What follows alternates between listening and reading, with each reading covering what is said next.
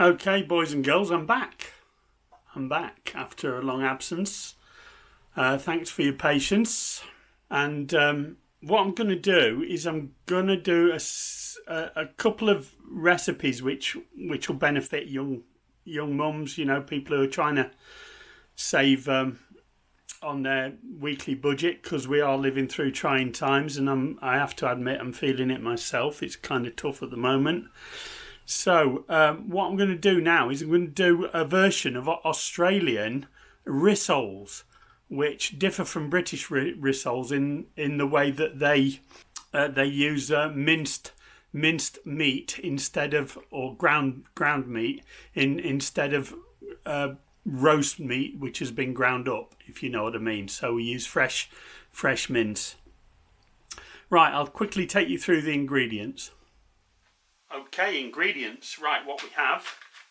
I've got 270 grams of mince, and that is minced beef and pork.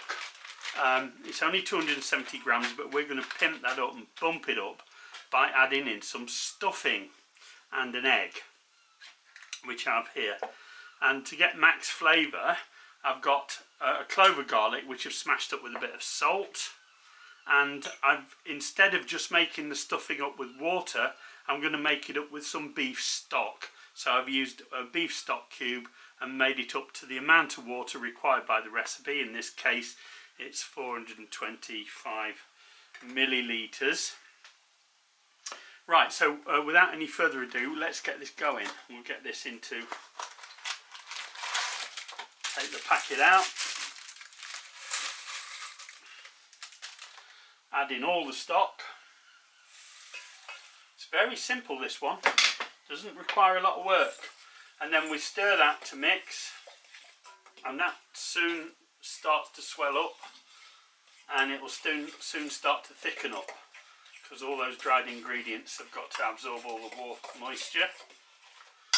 While we're at that stage, I'll throw in my garlic. All very easy. You don't have to put in garlic if you don't want. There's seasoning all in the stuffing. That's the best thing about stuffing. It comes already seasoned. I'm adding a little bit of salt, just a couple of pinches. And I'm going to add some black pepper, because I can. Give that another stir. And as you see, it's really already starting to thicken up. It looks very liquid to start with, but don't panic. You know, as long as you make it up to the manufacturer's specifications, it'll be all right. So I want to leave that to cool down a little bit before I add the meat. So we'll just let that happen now. I'll just let it cool down for a few minutes until it's about hand warm. So I've got my friend Patrick from Melbourne in Australia to thank for this one. I looked at his recipe to learn how to make Australian rissoles, and I'll link that recipe up in the cards and below the video, so you can take a look for yourself, see how the Australians do it. And thanks, Patrick, for the inspiration, mate. Alright, it's cooled off a little bit, and you'll see it's about finger warm now, so you'll see that it's a little stiffer now because it's absorbed a little bit more of that water. So into that I'm going to put in my 270 grams. Now what I do is I buy a larger pack and I break it down into 4 and stick it in these Ziploc bags, which again, you know, it makes it go a lot further, and they sit flat in your freezer and they defrost very quick because they're nice and flat. So there's a little tip. I'm tipping that now into the mix and mixing it very well. I want to mix that really, really well.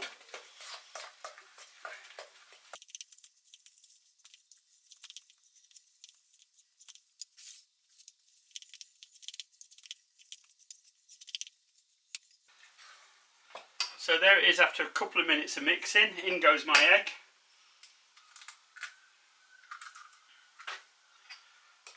And I mix that in, and then we let that mixture cool off.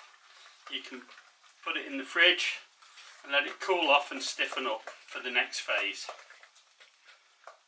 a way to test it is to stick a teaspoonful, because it is pork, you know, you just don't want to be eating it raw. Stick a teaspoonful of the mixture in the middle of a little plate and stick it in the microwave for a few seconds, about 20 seconds, and see how it turns out. So there you are, it's come back. Let's give it a taste.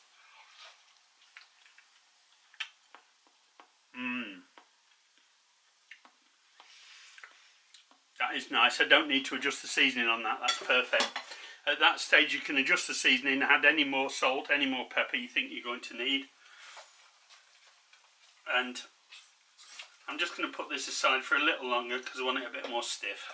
I want that to cool off a bit. Alright, on my previous rissoles video, which you can see linked in the description or in the cards above this video on YouTube, you saw me use this to press my burgers in, my rissoles into a kind of burger shape. It's a burger press, and you can get these. Again, there'll be a link in the description to show you where you can grab yourself some of these. They're really useful. So you put your force meat in there, and then you just press down until you got the nice burger shape. Really handy to have around. But here's an even sneakier trick. Now, what I like to do is I like to get an ice cream server and take a blob of that and just bang it straight on top of there, like that. And as you see, it's going a long, long way. I'll easily get 6 out of this mix. Probably about 12 altogether. At least 10, I would think. And that goes straight on the baking sheet, like that. Yeah, I'll probably get about 10 in total. There you go. And drop that off there. And then I put that into my air fryer, or you can bake it in an oven for about 30 minutes at 180 degrees Celsius. So I'm going to put that in my air fryer and cook it for about 20 minutes at 180. Alright, let's have a look at these. There we go, they've cooked up really nice. I ended up giving them 25 minutes at 180 because I checked the internal temperature of the largest of them and it was just a little bit shy of what I felt comfortable with. So I brought them up to over 80 degrees Celsius and here we are. They're just ready, and now I'll show you how I serve them up. I'm going to serve these on a bed of golden vegetable rice. Remember guys, if you like what you see, please give me a thumbs up. It really helps me a lot, and it helps beat the YouTube algorithm, and it gets my videos in front of more people. The more people my videos get in front of, the better off I am. And right now times are tough, so thanks for your thumbs up, I really appreciate it. If you stick around till the end of the video, I'll show you another little trick that helps me a lot with washing up around the kitchen. So there you have it. Lovely Australian style rissoles served on a bed of golden vegetable rice. There'll be a link to that in the description below. I'm just going to pour some just cheating instant brown gravy on top, and that will be just gorgeous. Thanks for your patience in waiting for me to come back, and thanks for watching. Don't forget to give me a thumbs up, like, share, and let's hear your views in the comments. So here's my little cleaning tip. What I do is I get a little spray bottle and I put a squirt in the bottom, say up to about half an inch from the bottom of washing up liquid in it, and then just top it up with water, and then that makes it quite easy to, when I come to washing stuff, is I just give it a quick spray like that, and it's handy when you just got one or two things to wash, you know, and you don't want to fill a whole sink up and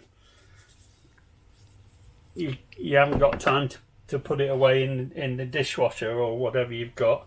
and you can just wash it very quickly that way. Give it a quick rinse and it's ready to go.